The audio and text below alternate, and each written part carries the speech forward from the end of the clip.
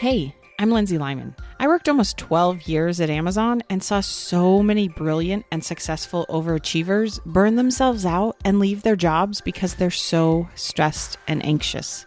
But guess what? Having a successful career does not have to be at the expense of your mental sanity and personal time.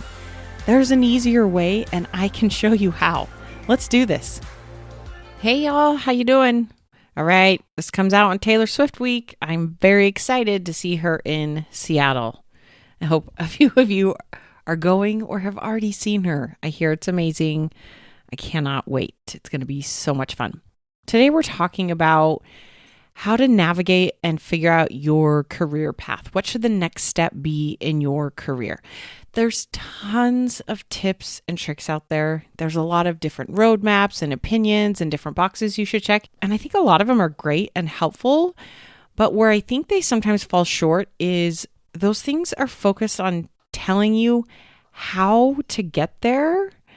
But when we're not clear on where we're wanting to go, on where that there is, these things fall short. It also kind of becomes a problem because I don't know what you've experienced in your life, but in my 42 years, I don't think a single thing has ever really gone according to plan. It's okay, it works out, but when we're spending our time and our energy trying to map out the perfect plan and path, we can sometimes end up spending a lot of time and energy on things that we know cognitively aren't really going to work. And we also get obsessed with trying to keep it to the plan when I think sometimes the greatest opportunities come along that we couldn't have even imagined or seen. When we partner this with how we are taught to make goals at work, most of us get taught some form of a SMART goal. It needs to be specific, measurable, realistic, and time-bound. But if you're anything like me, when it comes to trying to figure out what I want out of my career, making it a SMART goal doesn't actually feel good and make me excited and driven and willing to do some of the hard things I need to do to get there. For some people, it works. I've worked with many people who I look back and they set very specific goals of, in 2 years, I'm going to have this scope of work or this title or be making this much money. And then in 5 years, I'm going to do this. And in 8 years, I'm going to do this. And a lot of those people that are very specific and extremely driven by those external things, they've been very successful. But I've also seen work is their life. And I love work, but that's just not me. That's not who I am. That's not who I want to be. I don't want to be the person who work is my identity and it's where I get all of my fulfillment. I definitely want to feel fulfilled in the work I'm doing, but I also like people and connections and relationships and having fun outside of work. So I'm not saying one way is better than the other, but what I find with a lot of my clients, and if this is you, sometimes having those specific SMART goals for your career isn't actually helpful. Because here's the other thing. For some of us, money is no longer a motivation. I think money can be a motivation to a certain extent for a lot of folks, but once you live a certain lifestyle, once you've reached a certain status, going past that, unless you're super insecure and need to show things off to people, it's not as much of a reward anymore. Your basic needs have been met and you have some fun play money. Money no longer becomes a motivating factor in many instances. I also see this where getting promotions or bigger scope aren't motivating us. It's a tricky balance at work when you've grown your career, you've been successful, and you found something you're really good at. There's always this pressure to keep growing and get to the next level. And sometimes that doesn't feel fun. We don't want the next level. We don't want that responsibility. We don't like the shift that would make in our day-to-day life. So a promotion and bigger scope isn't always motivating. Now, we get on paper it should, but I think, again, this is why sometimes these SMART goals, as we think about where we want to go with our career, don't work. What I found for most of us that fall into this category where power, titles, money, control is no longer motivating, usually what we want is to help. we want to give back, but we're just not always sure how. We want to make a positive impact on the world.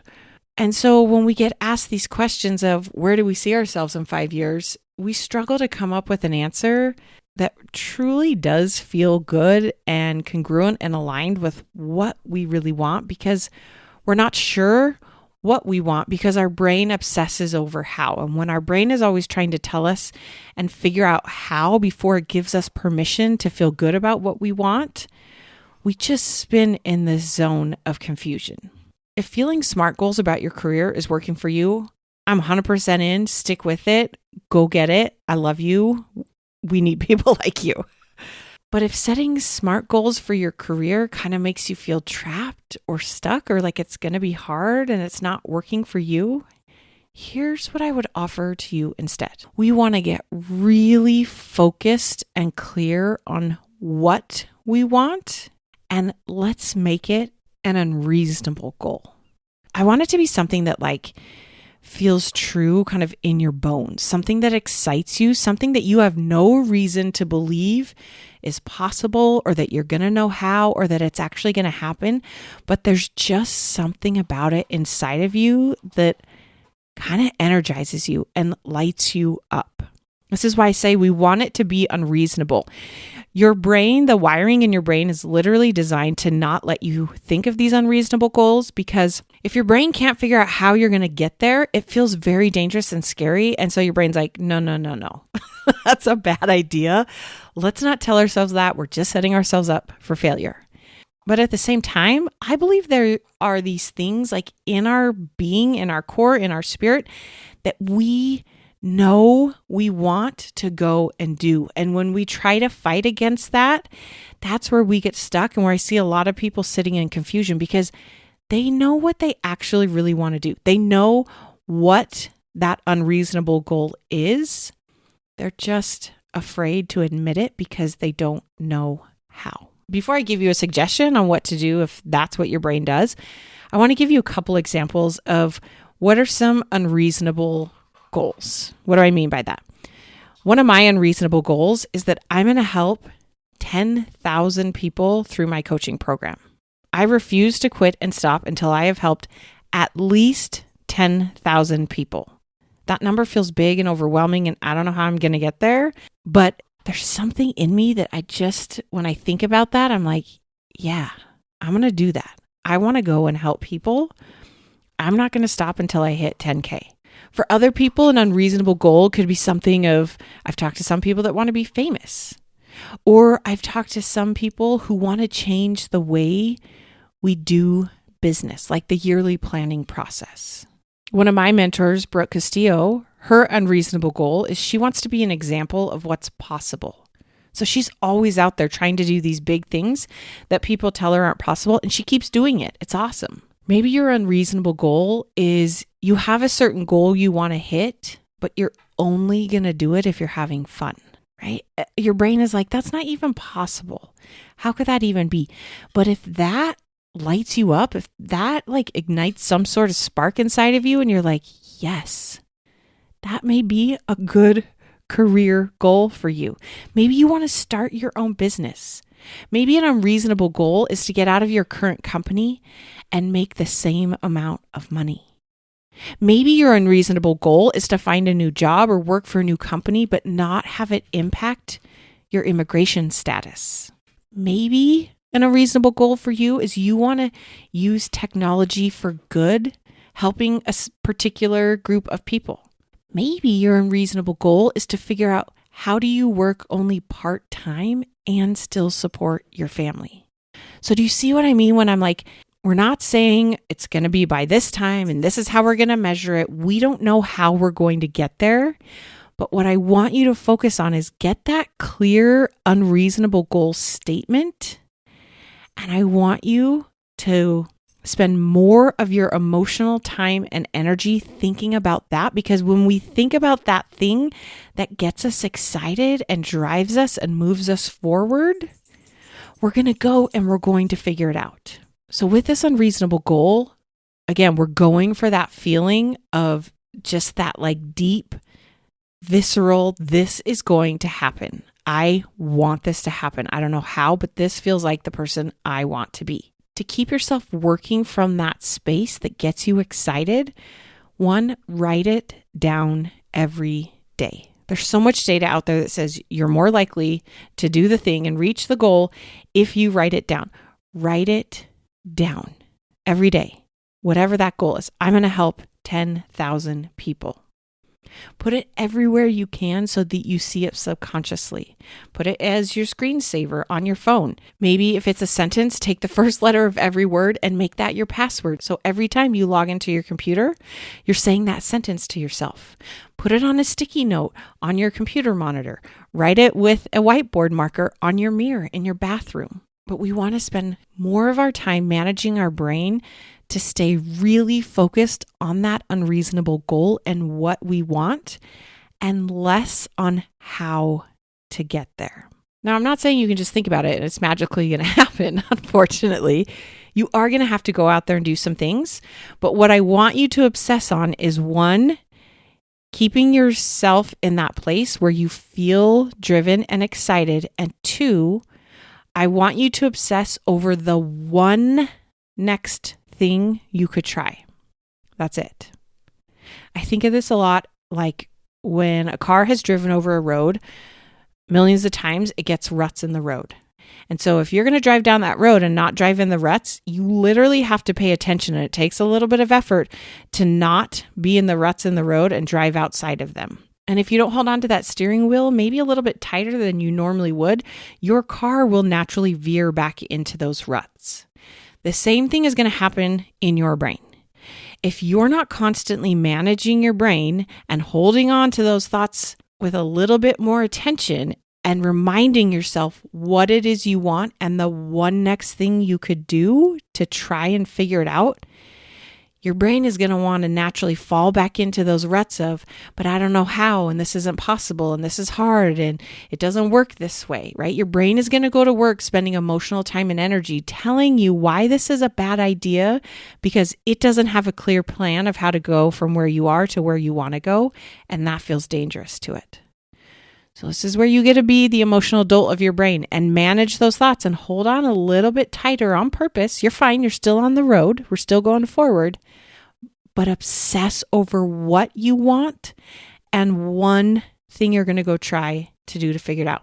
Because the truth of the matter is, none of us know how. But when you are showing up every day through that lens of what you want, through that energy of excitement and clear, you will start to notice those opportunities around you.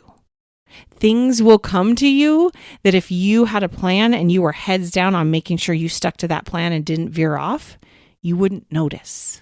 The other thing I would caution you to is be careful who you share this with. This is your unrealistic goal. Make sure you are protecting it and taking care of it and conserving it so that it can continue to inspire you and light you up and drive you forward. If sharing it with some people makes it hard for you to believe that because they buy into all the thoughts and beliefs the world gives us of like, well, that's hard. Who do you think you are? It doesn't work that way. That feels like it's going to take forever. Whatever those thoughts are, don't share it with those people. It's okay. I have unreasonable goals that I keep with myself that are almost like my hidden little secret, that I just know one day these things are going to happen. If they don't happen, I'm not going to be crushed. But thinking about these unreasonable goals that I want and just holding them close to my heart and thinking about them inspires me and drives me forward and helps me show up and do the things I don't always want to do to get to where I want to go. So manage your brain.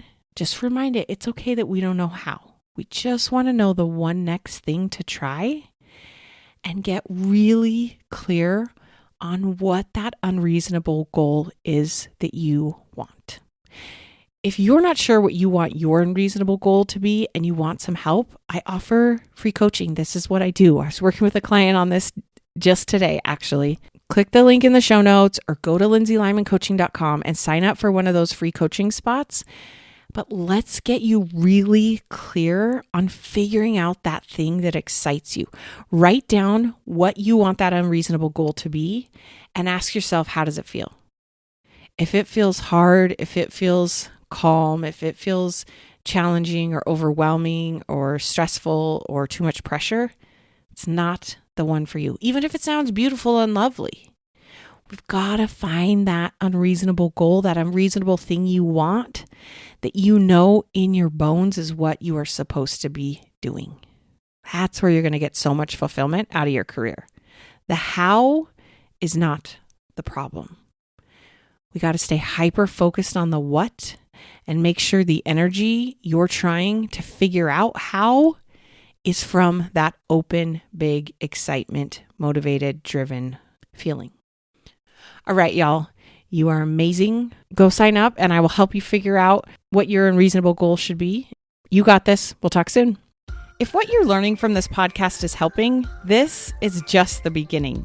Each week, I offer a limited number of coffee chats so that you and I can connect one-on-one and talk specifically about what's going on for you.